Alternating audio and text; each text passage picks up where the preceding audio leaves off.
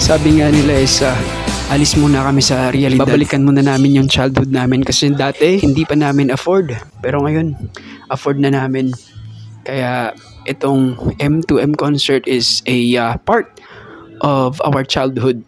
Parang sinasabi nga nila is like, it's healing your childhood. Ito yung mga pakonting-konting clips lang na ay dadagdag ko dito dahil ayoko makapiright sa YouTube. Full video na sa YouTube.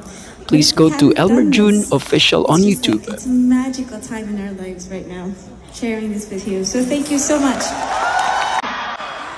But now I have a son, he's 1.5 years old. And now I feel like Pretty Boy is about him. So I'd like to dedicate the song to my boy and to all your mothers out there with your own boys.